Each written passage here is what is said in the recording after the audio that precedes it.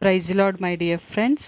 ఈ రాత్రికాల సమయంలో యేసుప్రభు మనకిస్తున్న వాగ్దానము యెషయా గ్రంథము 51వ అధ్యాయము 1వ వచనము.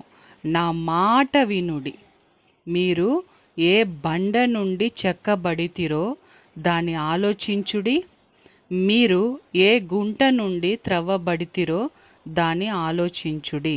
ఆమేన్.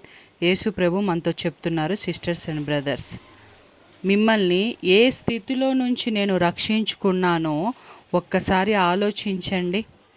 మీ జీవితము అల్లకోలం అయ్యే స్థితి నుండి ప్రశాంతకరమైన సమాధానకరమైన స్థితిలోకి నేను మిమ్మల్ని నడిపించాను.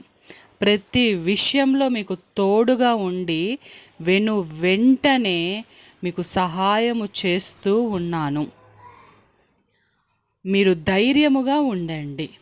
ఏ స్థితిలో నుంచి మిమ్మల్ని రక్షించుకున్నానో, ఏ స్థితిలో నుంచి మిమ్మల్ని నేను కాపాడానో అది మరిచిపోకుండా ఎల్లప్పుడూ కృతజ్ఞత భావము కలిగి మీరు మీ యొక్క ఆత్మీయ జీవితాన్ని కొనసాగించండి. ఇదే మీకు ఒక ఉన్నతమైన స్థితిలో ఉంచుతుంది. ఎల్లప్పుడూ కృతజ్ఞత స్తుతులు నాకు తెలియచేయండి అని దేవుడు మనతో చెప్తున్నారు. దేవునికి కోట్లాది శతకోటి కృతజ్ఞతాస్తుతులు. యేసు నామములో ఆమేన్.